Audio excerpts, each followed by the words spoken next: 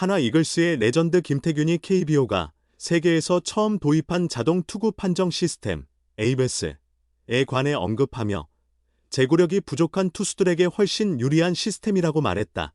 김태균은 최근 유튜브 채널 운동부 둘이 왔어요의 팀 후배인 김범수, 박상원, 김종수를 초청해 2025 시즌 한화의 한 해를 되돌아보는 시간을 가졌다.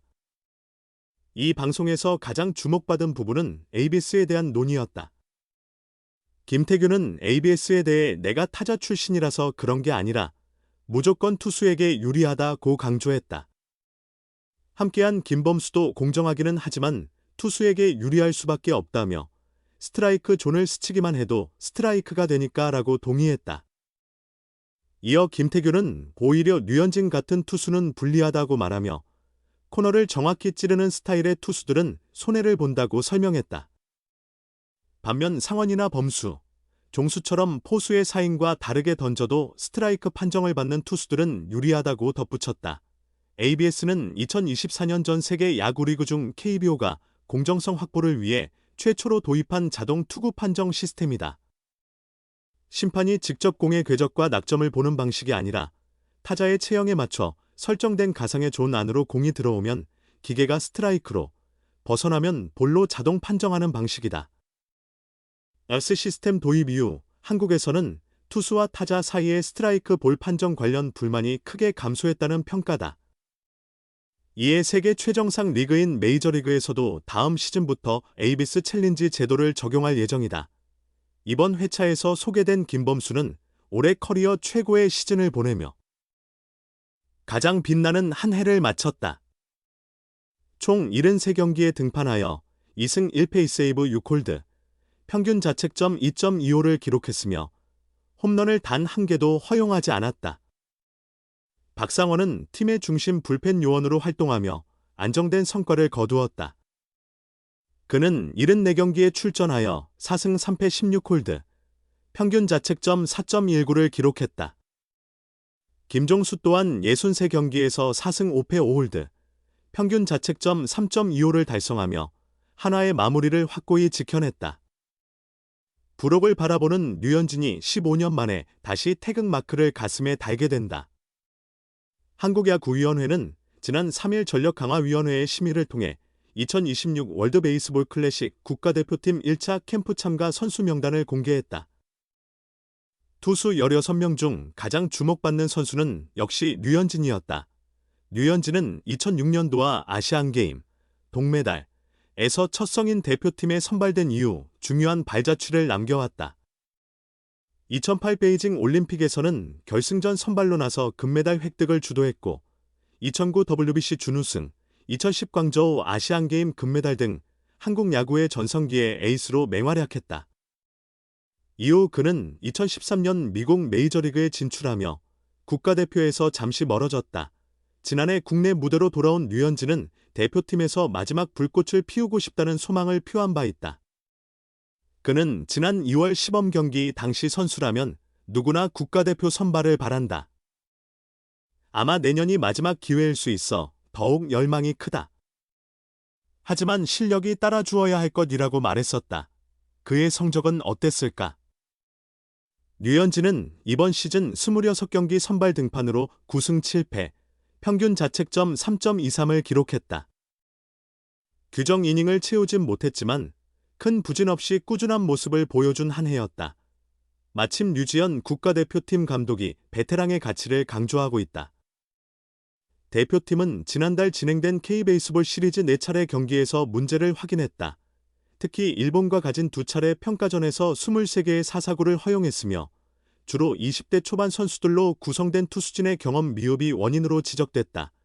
이에 류지연 감독은 귀국 후 인터뷰에서 베테랑 선수들과 조화를 이룬다면 투수진이 더욱 견고해질 것 같다며 류현진의 선발 가능성을 내비쳤다.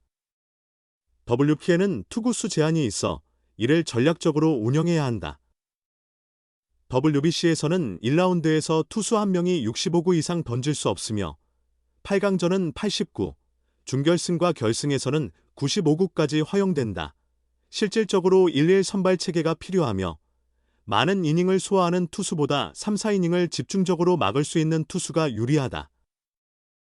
따라서 좌완 류현진뿐 아니라 사이드암 고영표도 포함되면 전략적 배치가 가능해진다. 한편 류지현호는 다음 해 1월 9일부터 21일까지 미국 사이판에서 1차 캠프를 연 후 2월 3일까지 최종 30인 명단을 결정한다. 이후 2월 15일부터 28일까지 일본 오키나와에서 2차 캠프를 거쳐 3월 5일 체코와 본선 1라운드 첫 경기를 가진다. 과연 류현진이 2차 캠프까지 명단에 남아 태극마크와 함께 라스트 댄스를 출 수 있을지 관심이 집중된다.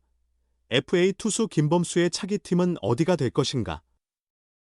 전 소속팀인 하나 이글스와의 재계획 소식이 없으며 불펜 전력을 보강하려는 구단이라면 주목해볼 만한 선수이다. 김범수는 10일 공개된 김태균의 유튜브 프로그램에 한화 투수 김종수, 박상원과 함께 등장했다. 그는 자기소개에서 안녕하세요. 한화 이글스이자 무소속 김범수입니다. 라고 말했다. 시즌 종료 후 FA 자격을 얻었기에 무소속임을 부각시켰다. 올해의 성공 요인을 묻자 그는 작년 부상 후 완전히 회복되어 돌아왔어요.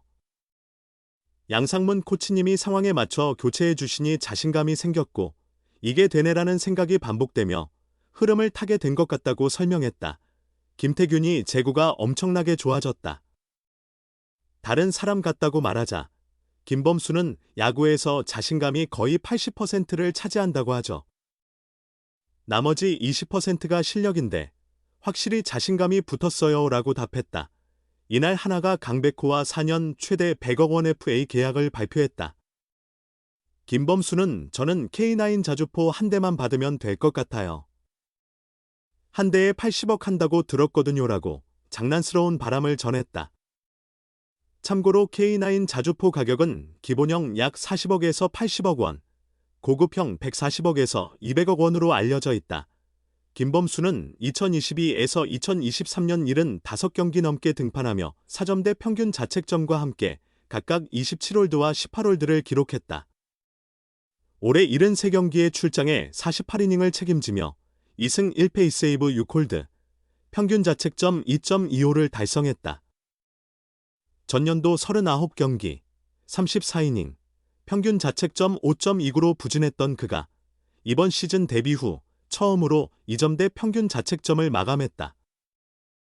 그의 통산 평균 자책점은 5.18이다.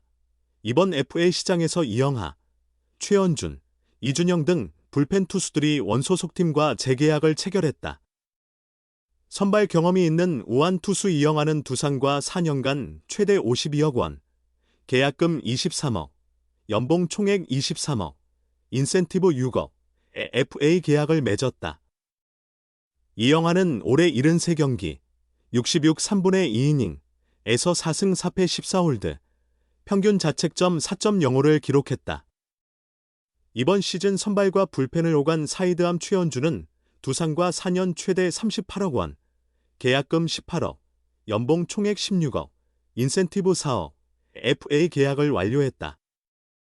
최원준은 올해 47경기, 107이닝 동안 4승 7패 9홀드, 평균 자책점 4.71을 기록했다.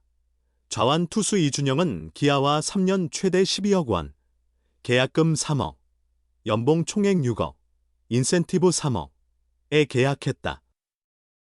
그는 57경기, 34이닝에서 3승 1패 7홀드, 평균 자책점 4.76을 기록했다. 김범수는 두선 계약을 무사히 마치고 한화에 남아 이번 시즌보다 더 나은 모습으로 더 많은 이닝을 던져 내년에는 더 높은 위치에서 야구를 할 수 있도록 최선을 다하겠습니다 라고 포부를 밝혔다.